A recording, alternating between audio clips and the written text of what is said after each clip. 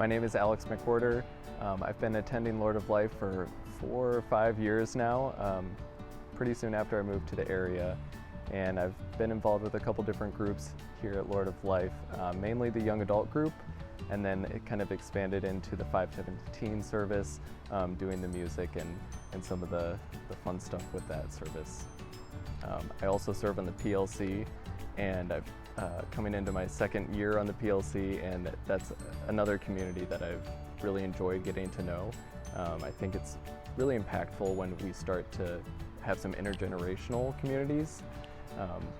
With the young adults group, we had the opportunity, a couple of us, to meet with the Kingdom Scribes small group a few years ago, and it was a fantastic evening where we got to exchange stories and just be in community together.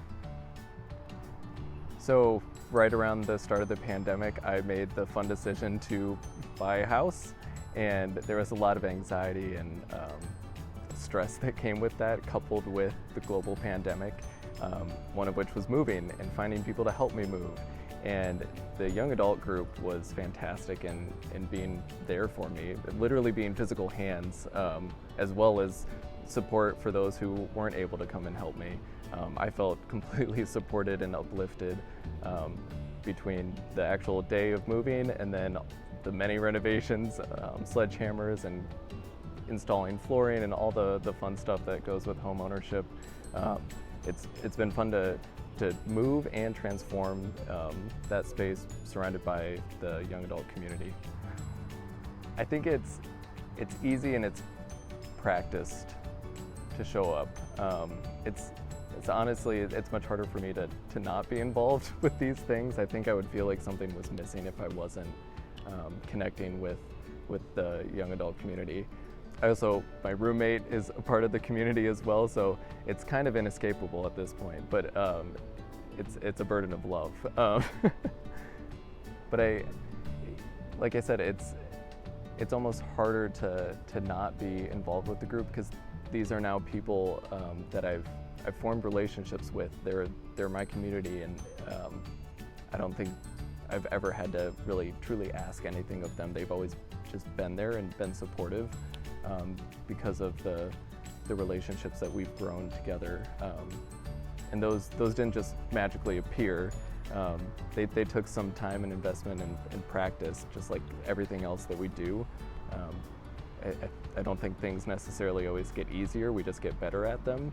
And I think supporting each other and showing up to those things is like that. I think as we transition out of a global pandemic and maybe we start to see another half of people's faces as people potentially are able to take their masks off and be in community together in person,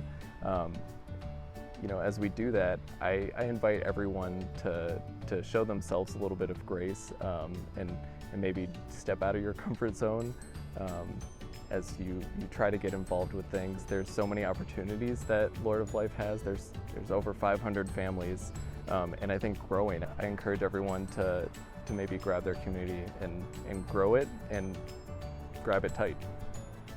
Joining a small group community here at Lord of Life is completely worth it to me, because I can't imagine where I would be without the people that I've met and that I've grown with here at Lord of Life over the past 4 or 5 years.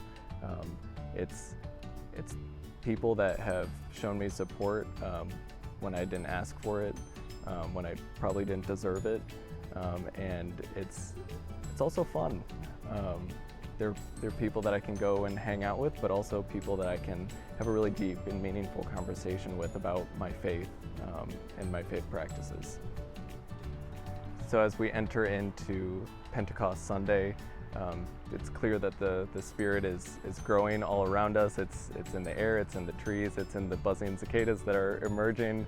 And I think it's encouraging that we can have community as we start to go out into our community that we haven't seen in a long time, but also I'd love for us to think about the Spirit of how it moves us into our own communities and our beloved small group communities that we have here at Lord of Life.